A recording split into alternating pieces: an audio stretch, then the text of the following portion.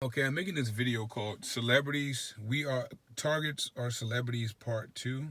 Um, I'm gonna elaborate on this some more about how the target individual is actually known by everyone around them. Okay, so a lot of times when I hear targets, and it's like we still giving people benefits of the doubt, right?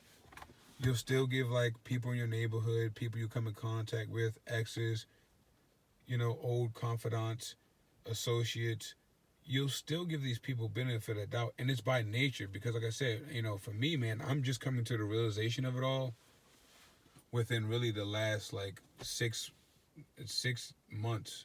With the last, I'll say year. Let's just say another year because I have been studying for a whole year, and I don't like saying six, so I'm just gonna go ahead and say a whole year.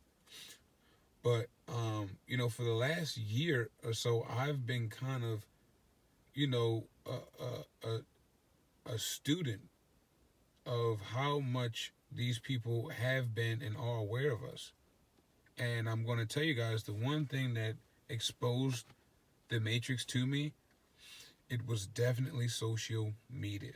Social media definitely exposed how knowledgeable and included everyone was. Because if you look at social media, and I, made this on a couple of videos, I want you guys to look at symbolism. Start studying symbolism. Start studying symbolism. Okay? Masonic symbolism, right? Occultic symbolism. And when I say study, that doesn't mean like 2 nights in a row. You can literally go to Google. It takes you maybe 10, 15 minutes to really look over and skim through the different types of Masonic symbols. And I'm telling you, your life will never be the same.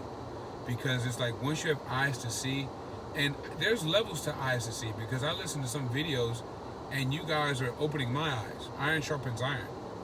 But there's levels to sight. And I'm telling you guys, once you realize that they're connected by the symbolism, it'll be like, for me, how I first understood that the hive was what it was is because I said to myself, like, it's no way in the world everybody's a Mason. Because I'm telling you, like, I'm a salesman, so, I'm looking at people sell things. I'm looking at sales pitches. I'm looking at product. I'm looking at how they're marketing their items. I'm just studying it to try to kind of make my own format. And what I've noticed looking back is all of them had a Masonic symbol, a Masonic color, a Masonic pose. Like I said, when you don't know, it's easy for you to look over it as being nothing, as harmless. And when you try to explain it to people, it depends on who you're talking to. Because if you're trying to explain it to somebody who's in the craft, of course you're not going to get it. But you can see that their duality through mirrors, maybe taking a double photo, the positioning of their hair, the OK sign is a symbol. It's a satanic symbol. So is the rock and roll sign. And you'll see them. They'll have it's so slick, man. Like they'll have their hands in the pocket with the thumbs out. That's a Masonic sign. You'll see them with their hands on their leg making a C. All right. The C and the OK sign are in the same family. The devil horn and the thumb sticking out the pockets, same family. Okay. The standing on the square, the duality, the mirror, you'll see them with the butterfly, and it's like if they don't make the pose and within their picture, you'll see it in their caption. So the caption has to have some kind of Masonic reference, whether it's the butterfly, which they believe is transformation, but they're not transforming into anything. You know what I mean? I guess they think their transformation is from a demon to a physical body.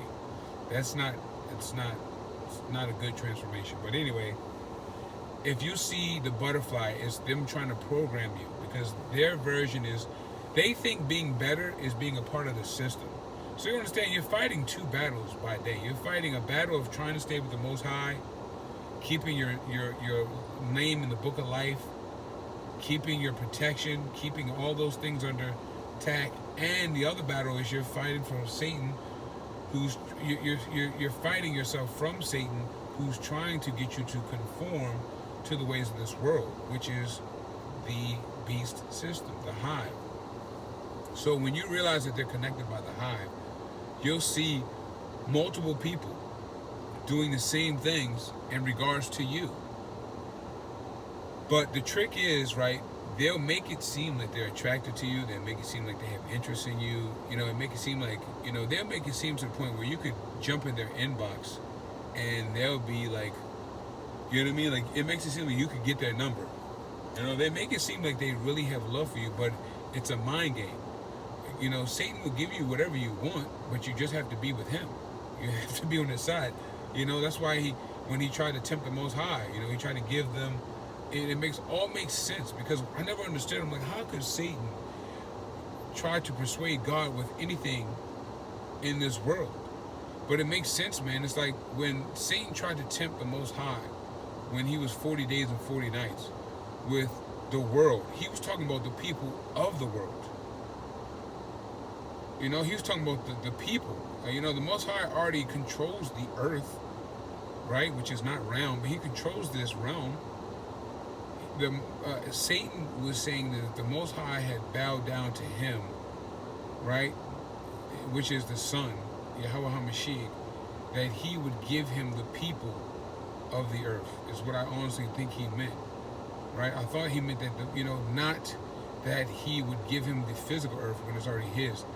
And I feel like the Most High, of course he's not going to bow down to Satan. He had no decision.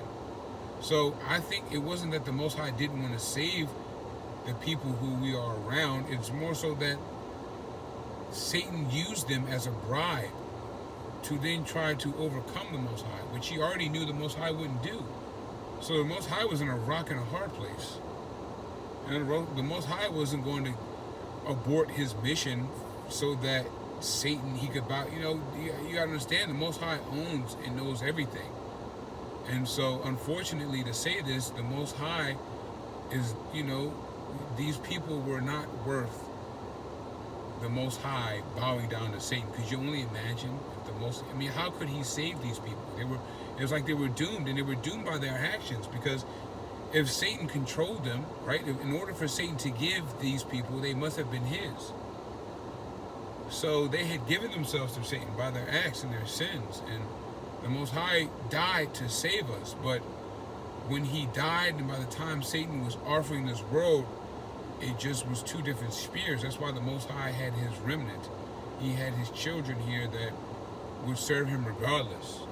And that's who Satan is coming after. But again, guys, this realm is all about us. They know who we are. I mean, I'm telling you guys, like, they know the ins and outs of you. And it's not more of them knowing as it is of them being shared information. You understand? When you're in this realm and you have the hive mind, you can be shared. Information can be shared with you. They can give you information about anybody. They can put you anywhere. They can astral project. They can be sitting in the room right next to you. They can be sitting in this car with me right now. You understand? So when you really realize that, you know, that's what they call superpowers. But what they call special is sin. So they actually think that them being a part of the hive mind is really separating them and make them individuals. You can't be an individual and a part of a collective mindset. So they think that the technology in which Satan has manipulated from the Most High, because Satan didn't create the technology, he just manipulated. That's why he's called the Prince of the Airways, which is what? TV antenna, the airways, the air, the frequencies, and you know, that's what he tries to manipulate. Notice not king or ruler. So again, when you realize that these people are connected, man, you know that it's, you know, it's nowhere in the world that I want to be sitting in my house eating dinner, entertaining someone, and then have like a fucking broad scan come through my fucking head at 5 o'clock in the morning, like, alert. You know, it's like the same alerts we go on the iPhones, they get in their fucking brains. Like, who the fuck wants that shit, nigga? Wake your dumb ass up at 5 o'clock in the morning with a siren in your head. He's outside.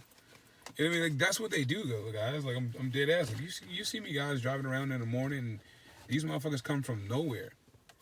But like I was telling you guys before, you know, they definitely know us. So don't think that these motherfuckers, like, when they try to make a bad rap about you, it's just to put you in a bad space. They know you're not bad people.